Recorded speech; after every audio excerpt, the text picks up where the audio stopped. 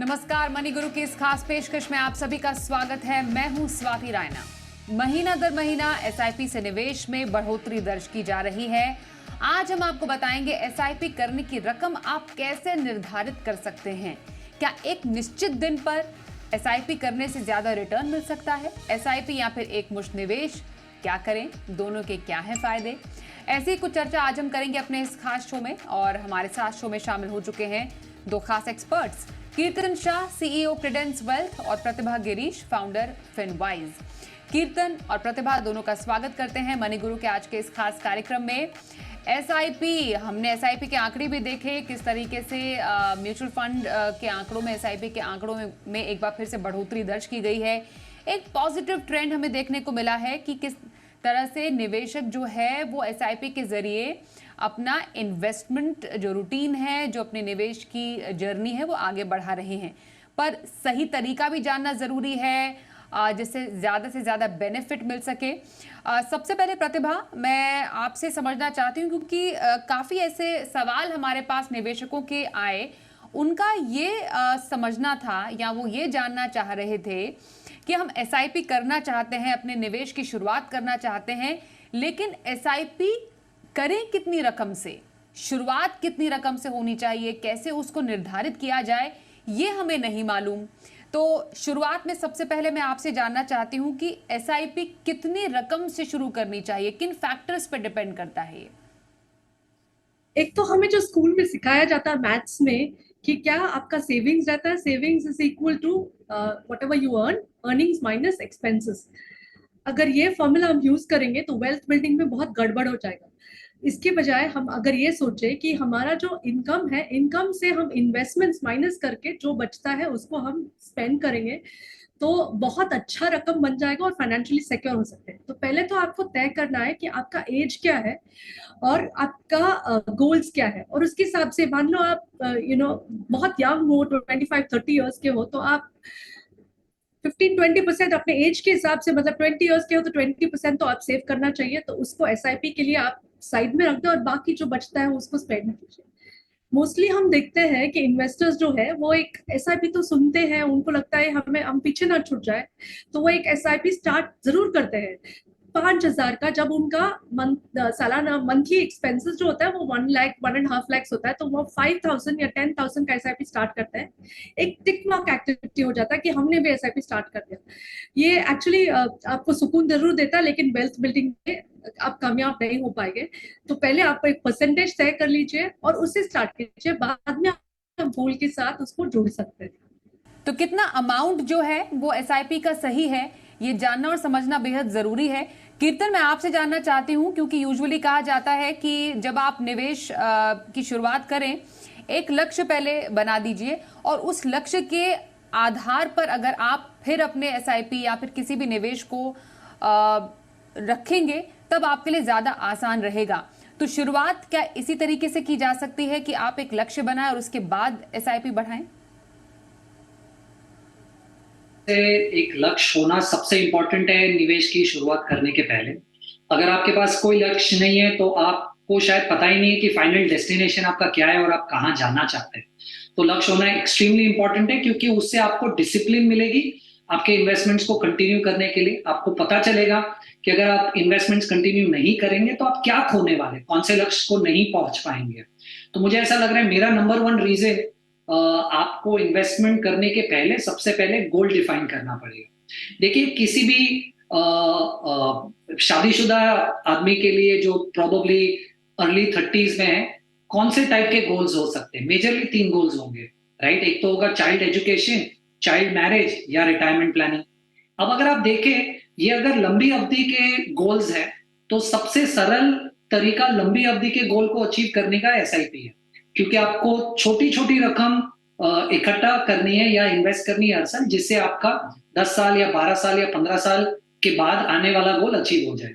अब कुछ एग्जांपल्स देता हूं। मान लीजिए अगर आप चाइल्ड एजुकेशन के लिए प्लान करना चाहते हैं तो आपको टिपिकली 3 चीजों की जरूरत है। आपको सबसे पहले एक अमाउंट चाहिए कि आपको कितना पैसा चाहिए या कितना पैसा इकट्ठा करना है। आपको समय चाहिए कि कितने समय के बाद वो पैसा इकट्ठा करना है। और आपको एक अजम्पशन लेना है कि आप जिस तरीके के निवेश करते हैं उससे कितना रिटर्न मिल पाएगा। तो मान लीजिए अगर चाइल्ड एजुकेशन की बात करें और मुझे ये पैसा 11 साल बाद चाहिए और 11 साल बाद मुझे 50 लाख रुपए चाहिए और मैं जिस तरीके की इन्वेस्टमेंट करता हूं मुझे 12% रिटर्न एक्सपेक्टेशन काफी फेयर लगती है। तो अगर ये सिचुएशन है तो मुझे आज तकरीबन 18,000 रुपए की एसआईपी करनी पड़ेगी। मैं अगर 18,000 रुपए की एसआईपी करूंगा 11 सालों के लिए हर महीना, तो मैं 50 लाख रुपए इकट्ठा कर पाऊंगा। वैसे ही अगर चाइल्ड मैरिज की बात करें, जो मान लीजिए मुझे आज से 18 साल बाद चाहिए और सिर्फ 25 लाख रुपए चाहिए, और अगर यहां पर भी मैं अज्यूम करता हूं कि मुझे 12% की रिटर्न मिल सकती है, तो इसके लिए मुझे सिर्फ 3,000 रुपए हर महीना सेव करना है 18 साल के लिए और मेरे 25 लाख रुपए इकट्ठा हो जाएंगे। पर जब आप अगर रिटायरमेंट की बात करें जो आज से 25 साल बाद है और मान लीजिए मुझे 3 करोड़ रुपए इकट्ठा करना है, तो मुझे 15,000 16,000 रुपए की एसआईपी करनी पड़ेगी। तो अगर आपके पास एक गोल डिफाइंड है तो आपको काफी क्लैरिटी है कि आपको कितना पैसा इकट्ठा करना है, आपको पता है कि कितना समय है वो पैसा इकट्ठा करने के लिए, और आपको ये भी पता है कि जिस तरीके की निवेश आप करते हैं कितना रिटर्न मिल सकता है। अगर ये 3 पैरामीटर्स आपके क्लियर है तो आपको बहुत इजीली आइडेंटिफाई कर पाएंगे कि आपको कितना पैसा हर महीना लगाना है जिससे आप वो गोल अचीव कर पाएंगे। तो बहुत क्लियर कट कीर्तन ने बताया कि आप एक लक्ष्य को एक एसआईपी से जोड़ दें। जो मुख्य तौर पर हमारे लक्ष्य होते हैं वो शादी होने के बाद बच्चे की पढ़ाई है, फिर उसकी शादी भी करनी है और अपने रिटायरमेंट प्लानिंग भी करनी है, और उसके हिसाब से कितना टाइम आपके पास है उस गोल के लिए, और कितना आप रिटर्न एक्सपेक्ट कर रहे हैं और कितना पैसा आपको चाहिए होगा, उसके हिसाब से आपकी एसआईपी डिसाइड होगी। जब हम बात करें कि एसआईपी कितनी रकम की करनी चाहिए, कई बार प्रतिभा ऐसा हो जाता है कि हमारे खर्चों पर, हमारे जो बेसिकली खर्चे हैं वो एसआईपी पर भारी पड़ जाते हैं। हम एक, जैसा आपने शुरुआत में कहा था अपने आंसर में कि जरूरी है कि आप अपनी आय में से अपने पहले निवेश को निकाल दीजिए। बेसिकली आपकी जो आय है उसमें से पहले आप निवेश की रकम हटाइए और फिर जितना बचता है उसको खर्च कीजिए। कई बार लेकिन खर्चे ज्यादा भारी पड़ जाते हैं एसआईपी पर, तो ऐसी सिचुएशन में जो कैश फ्लो की किल्लत होती है उसको मैनेज कैसे कर सकते हैं वो लोग जो कि अपनी एसआईपी मैनेज नहीं कर पा रहे हैं? ओके, मैं प्रतिभा के पास फिर से चलती हूँ थोड़ी देर में। मैं कीर्तन आपसे जानना चाहती हूँ कि जब हम इन्वेस्टमेंट कर रहे हैं या इन्वेस्टमेंट करना चाहते हैं, क्योंकि हम एसआईपी की यहाँ पर बात करें कि कैसे निर्धारित करें कि एसआईपी का अमाउंट कितना होना चाहिए, क्या हमारा जो महीने का खर्च होता है, जो हमारे महीने का जो कैश फ्लो होता है, क्या उसके आधार पर हम अपने निवेश या एसआईपी को बेस कर सकते हैं? क्या ये भी एक तरीका हो सकता है apart from goal based planning? Absolutely, मुझे ऐसा लग रहा है कि अगर आप आपकी जितनी इनकम है उसमें कुछ रूल्स सेट नहीं कर दे तो आप उस बाउंड्री के बाहर चले जाएंगे और आपकी डिसिप्लिन थोड़ी सी ऊपर नीचे हो जाएगी। एक एग्जांपल देता हूँ, एक रूल शेयर करना चाहूंगा जो मैं बहुत स्ट्रिक्टली फॉलो करता हूँ और मैं हर किसी को फॉलो करने की सलाह भी देता हूँ कि मान लीजिए अगर आपके पास महीने की इनकम 100 रुपए है, राइट, अब हर किसी को ये तकलीफ होती है आइडेंटिफाई करने के लिए कि 100 रुपए में से मैं कितना खर्चा करूं, कितना सेव करूं। तो मैं बड़ा ही सिंपल सा रूल यूज करता हूं, 30-30-30-10। तो अगर आपके 100 रुपए की महीने की इनकम है तो आप 30 रुपए से ज्यादा खर्चा नहीं करेंगे हाउस होल्ड एक्सपेंसेस के लिए और लाइफस्टाइल के लिए। 30 रुपए से ज्यादा की आपकी टोटल ईएमआई नहीं होगी। अब उसमें कार ईएमआई भी आ गई, घर की ईएमआई भी आ गई, जो भी जितनी भी ईएमआई है आपकी आ गई। बचा हुआ 40 रुपया, उसमें से 30 रुपया हर महीना सेव करें और आप 10 रुपए कंटिजेंसी के लिए या थोड़ी सी लाइफस्टाइल इंप्रूवमेंट के लिए बचा के रखें। अब देखिए, अगर आप ये रूल फॉलो करेंगे तो आपको हर महीना पता है कि आप क्या ये रूल ब्रेक कर रहे हैं या आप रूल के विदिन। क्योंकि आपने ये एक रूल डिफाइन कर लिया है, इससे होगा ये कि आपकी डिसिप्लिन बहुत ज्यादा बढ़ जाएगी और आप हर महीना 30 से 40% सेव कर पाएंगे। इनफैक्ट जो यंग लोग हैं या ऐसे लोग हैं जिनकी ईएमआई घर की खत्म हो चुकी है या ऐसे लकी लोग हैं जिनको घर लेने की जरूरत नहीं है फॉर व्हाटएवर रीजन, इन सब को जो 30 रुपया ईएमआई की तरफ जाता है वो भी इन्वेस्टमेंट में डाइवर्ट कर सकते हैं। तो मान लीजिए अगर मुझे ईएमआई घर के लिए देनी नहीं पड़ रही है फॉर व्हाटएवर रीजन, तो मैं 30 रुपया हाउस होल्ड एक्सपेंसेस और मेरे लाइफस्टाइल पे खर्चा करूंगा, बचा हुआ 60 से 70% में हर महीना सेव कर सकता हूं। देखिए, ये रूल्स होंगे तो आप डिफाइन कर पाएंगे कि क्या आप सही डायरेक्शन में जा रहे हो या नहीं जा रहे हो। तो मुझे ऐसा लग रहा है कि आप शायद 30-30-30-10 ना फॉलो करके आप कुछ और रूल अप्लाई करना चाहे। और मुझे ऐसा लग रहा है कि कुछ एक रूल अगर आप फॉलो करें तो उससे आपको पता चलेगा कि क्या आप सही डायरेक्शन में मूव हो रहे हैं। वरना आप तो हर महीने कितना भी खर्चा कर सकते हो क्योंकि आपके पास वो पैसा पड़ा हुआ है, राइट। ओके, तो ये आपने काफी इंटरेस्टिंग एक रूल बताया जिससे आपकी जिंदगी और आसान हो सकती है जब आप ये सोचना चाह रहे हैं या पता करना चाह रहे हैं कि आपको एसआईपी करनी कितनी है, निवेश में कितना पैसा डालना है। तो 30-30-30-10 का रूल है। इसमें आपको बहुत इंपॉर्टेंट ये बात रखनी है कि आपको 30% अपने निवेश की तरफ देने ही देने हैं। कई लोगों की जिनकी ईएमआई नहीं है, जिन्होंने कर्ज नहीं लिया हुआ है, वो अपना वो 30% का पोर्शन भी अपने निवेश में डाल सकते हैं। पूरा 30 ना सही 20 डाल दीजिए। 10 अगर आप चाहते हैं अपने लिए और लाइफस्टाइल के खर्चों के लिए तो आप रख सकते हैं, लेकिन मेजर जो पोर्शन है ध्यान रखिए, जितना इन्वेस्ट करेंगे उतना आगे जाके आपकी ही जिंदगी आसान होगी। मैं प्रतिभा अब आपके पास फिर से आना चाहूंगी क्योंकि कैश फ्लो की बात हो रही, जैसे मैंने शुरुआत की थी आपसे पूछने की कि कई बार लोगों के बजट बिगड़ जाते हैं और कैश फ्लो की किल्लत हो जाती है। जो एसआईपी अमाउंट उन्होंने निर्धारित किया था वो एसआईपी वो पूरा नहीं कर पाते हैं, तो ये जो मिसमैनेजमेंट हो जाती है इसको दूर करने का कोई तरीका है?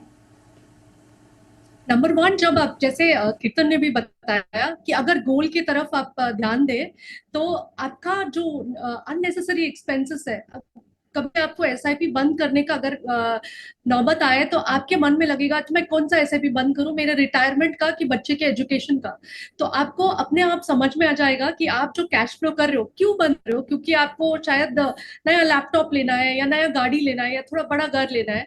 तो आप ये ट्रेड ऑफ सोचने लगोगे कि मेरे गोल के अगेंस्ट मैप्ड है, क्या मैं ये ट्रेड ऑफ करना चाहती हूँ, तब आप बंद नहीं करोगे। और कैश फ्लो जैसे मैंने बताया, अगर आप एक परसेंटेज निकाल दोगे तो कैश फ्लो उसके अंदर अपने आप फिट हो जाएगा। ऐसा नहीं होता कि आपने स्टार्ट कर दिया है और बीच में आपको कैश फ्लो का प्रॉब्लम होगा। हो सकता है इनकम आपका बंद हो गया तब पॉज कर सकते हैं, लेकिन कैश फ्लो का प्रॉब्लम अपने आप हट जाएगा when you think of your goals कि मैं एजुकेशन को कॉम्प्रोमाइज करके क्या मैं हॉलिडे में जाना चाहती हूँ। तो answer is obviously no. Okay, एक छोटा सा सवाल क्योंकि हमारे पास जो सोशल मीडिया पर आ रहा है, एक दर्शक पूछे अगर मानिए 20,000 की सैलरी है, प्रतिभा आपसे जानना चाहूंगी, तो ऑन एन एवरेज कितनी एसआईपी किसी को करनी चाहिए? अगर 20,000 एज के ऊपर भी डिपेंडेंट है उनका क्या एज है। मान लीजिए अगर वो बहुत यंग है तो कम से कम 20% का तो उनको स्टार्ट करना चाहिए, क्योंकि अगर वो स्टार्ट करते हैं 20,000 का उनका इनकम है तो 4,000 से स्टार्ट करते हैं। 4,000 नहीं हो पा रहा, 3,000 से स्टार्ट करते हैं, 15% 20% से स्टार्ट करते हैं। और जैसे जैसे उनका इनकम बढ़ता है वो बढ़ाते जाएंगे तो बहुत बड़ा एक अच्छा रकम बन जाएगा थैंक्स टू कंपाउंडिंग। हर एक आदमी का इनकम तो बढ़ता ही है जैसे जैसे उनका एज बढ़ता है, तो उसका पूरा फायदा उठाना चाहिए। ये ना सोचे कि ये 2-3 हजार से क्या होगा। वो एक हैबिट फॉर्मेशन है कि हमने स्टार्टिंग से 20% ऑफ इनकम को हमने साइड में रखा है। जैसे जैसे हमारा इनकम बढ़ेगा थोड़ा परसेंटेज भी बढ़ाएंगे, हर साल बढ़ाते जाएंगे तो बहुत अच्छा बड़ा रकम बन सकता है। बिल्कुल, तो शुरुआत तो करें छोटी रकम से ही सही और उसके बाद धीरे धीरे उसको बढ़ाते जाएं, जिसको स्टेप अप एसआईपी कहते हैं। इसकी भी खासियत अब समझेंगे थोड़ी देर में। बने ही रहिए हमारे साथ क्योंकि इस चर्चा को आगे भी जारी रखेंगे।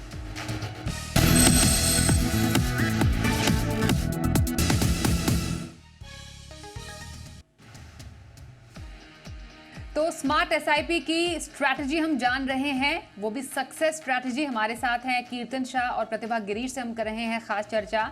कीर्तन, ये स्टेप अप एसआईपी कैसे काम करती है, जिसकी हम चर्चा कुछ देर पहले कर रहे थे। हमने एक एसआईपी अमाउंट निर्धारित कर लिया, मानिए फॉर एग्जांपल महीने में 5,000 की एसआईपी कर रहे हैं। अब पूरे लक्ष्य तक पहुंचने तक 5,000 की खाली एसआईपी क्या काफी रहेगी? ये सबसे इंपॉर्टेंट सवाल है, इसलिए उसको बढ़ाने के लिए सही तरीका कैसे हो? स्वाति जी, सबसे पहले तो ये समझना है कि जैसे प्रतिभा जी ने भी कहा कि इनकम बढ़ती जाती है, राइट। जैसे ही आपकी इनकम बढ़ती जाती है over a period of time आपके लाइफस्टाइल एक्सपेंसेस भी बढ़ते जाते हैं, आपके शौक बढ़ते जाते हैं, आपकी नीड्स वांट्स बढ़ती जाती है। तो अब मान लीजिए अगर आप 25 साल के थे और तब आपकी 20,000 रुपए सैलरी थी और 20,000 रुपए को ध्यान में रखकर अगर आपने 4,000 रुपए की एसआईपी की थी, वो 4,000 रुपए की एसआईपी एकदम इररिलेवेंट हो जाएगी 7-8 साल बाद जब आपकी सैलरी 70-80 हजार रुपये हो जाएगी, क्योंकि आपके खर्चे 70-80 हजार जैसे। तो सबसे आसान तरीका, अगर आपको आपके सेविंग्स को, इन्वेस्टमेंट को आपकी बढ़ती हुई इनकम और बढ़ते हुए खर्चों के साथ अलाइन करना है, तो वो स्टेप अप एसआईपी है। स्टेप अप एसआईपी बड़ा सिंपल कॉन्सेप्ट है।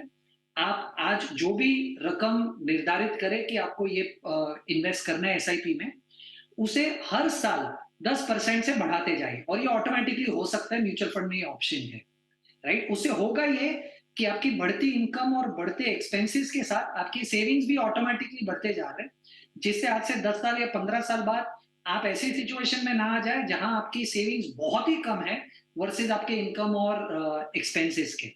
तो स्टेप अप एसआईपी बड़ा सिंपल कॉन्सेप्ट है।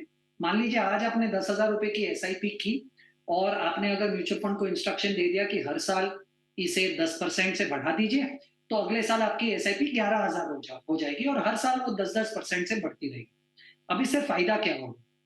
मान लीजिए अगर मैं 10,000 रुपए की एसआईपी करता हूं आज से 20 साल के लिए, और 12% रिटर्न में एक्सपेक्ट कर रहा हूं मेरे निवेश पे, तो मेरा अक्यूमुलेटेड कॉर्पस तकरीबन 90 लाख रुपए हो जाएगा आज से 20 साल बाद।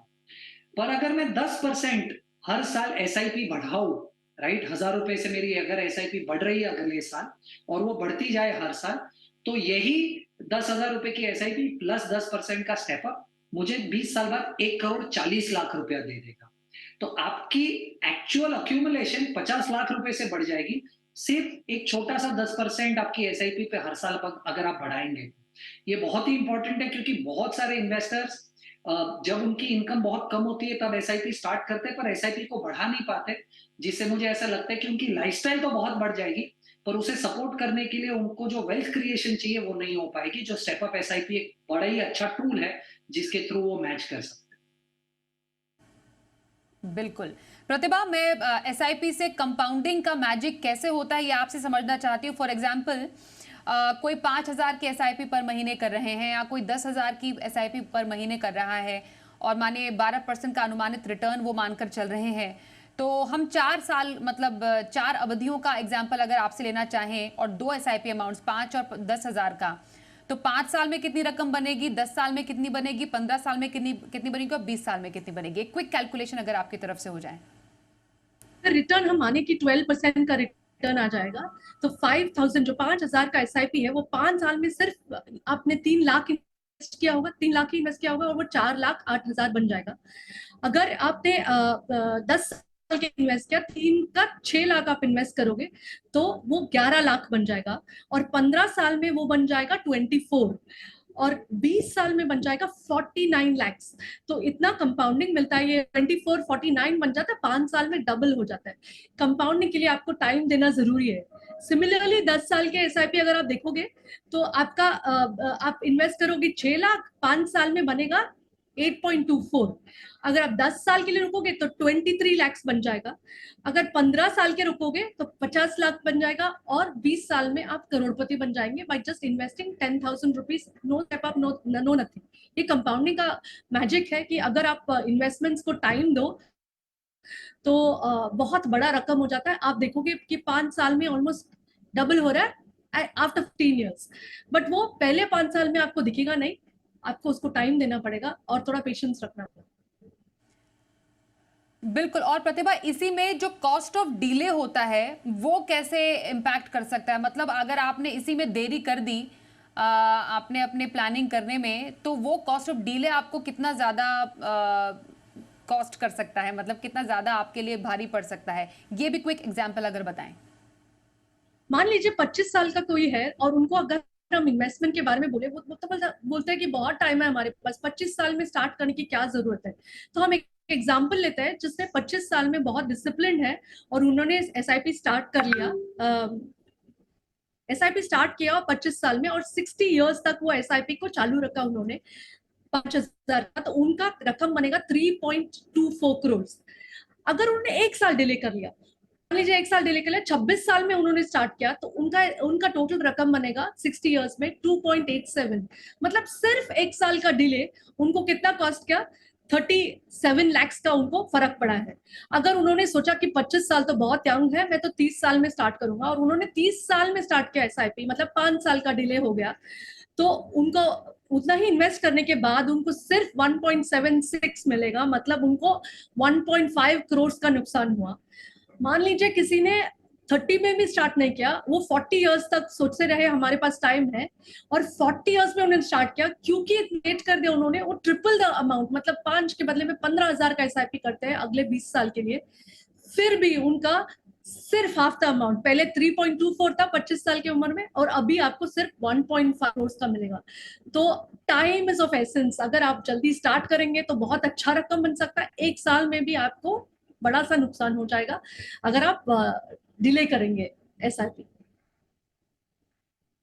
हाँ, तो ये समझना जरूरी है कि जितना देरी से निवेश उतना आपको जो रकम है वो आपको उतनी कम भी मिलेगी और ज्यादा निवेश भी करना पड़ेगा। उसको मैथमेटिकली समझाया अच्छे से प्रतिभा ने।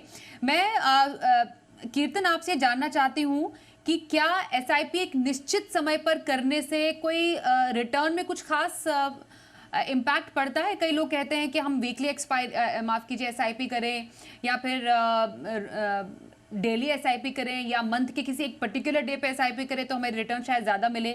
ऐसा कुछ रहता है क्या? स्वाति जी, ऐसा एक्चुअली कुछ नहीं। अगर आप हिस्टोरिकल डेटा देखें, और मैंने कुछ स्कीम्स का 10 सालों का डेटा आपके साथ शेयर किया हुआ है, और ये data across large cap, mid cap, large and mid, small, multi cap, flexi cap, focused, value, Contra, इतनी अलग अलग कैटेगरीज से शेयर किया हुआ है, राइट।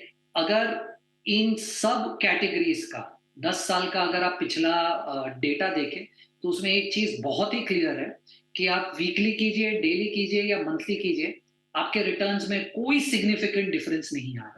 जैसे अगर मैं एक एग्जांपल दूं, अगर आप एसबीआई कॉन्ट्रा फंड में डेली एसआईपी करते तो आपको पिछले 10 साल में सीएजीआर मिलता 16.88%। आप वीकली करते तो आपको 16.85 मिलता, और मंथली करते तो 16.83 मिलता। यानी अगर आप देखें डेली और मंथली में 0.05% का भी फर्क नहीं है, राइट। और ऐसी आप जितनी भी स्कीम्स है अलग अलग कैटेगरीज में, सब ये अगर आप इसी तरीके से इवैल्यूएट करेंगे तो आंसर यही निकल कर आता है कि कोई फर्क नहीं पड़ रहा अगर आप डेली करें, वीकली करें, मंथली करें। तो इसीलिए अगर आप मंथली फ्रीक्वेंसी पे करें तो लंबे समय में उसे ट्रैक करना, नंबर ऑफ एंट्रीज और बहुत सारी जो दूसरी चीजें हैं ट्रांजैक्शन से लेकर, वो काफी सिंप्लीफाइड रहेगी अगर आप मंथली एसआईपी करेंगे वर्सेस डेली या वीकली। तो कोई फर्क नहीं पड़ता, आप इनमें से कुछ भी चूज कर लीजिए। पर अगर आप लंबे समय के लिए निवेश करना चाहते हैं और थोड़ी सी कम प्रॉब्लम्स चाहते हैं ट्रांजैक्शंस और रिपोर्टिंग को लेकर, तो मंथली एसआईपी सबसे बेहतर। तो मंथली जो एसआईपी है वो अनुशासन के लिहाज से उसको ट्रैक करना काफ़ी आसान है, कंपाउंडिंग के लिहाज से भी बेटर ऑप्शन माना जाता है। तो एसआईपी करने का सही तरीका क्या, एसआईपी कब करे तो ज़्यादा फायदा होगा, क्या इससे कोई फ़र्क पड़ता है, कितनी एसआईपी करनी चाहिए और कैसे स्टेप अप करें, इन तमाम पहलुओं पर आज हमने बात की। हमारे दो खास एक्सपर्ट से कीर्तन और प्रतिभा, दोनों का बहुत धन्यवाद हम करना चाहेंगे हमारे साथ इस चर्चा में शामिल होने के लिए। रुकते हैं एक ब्रेक के लिए, देखते रहिए जी बिजनेस।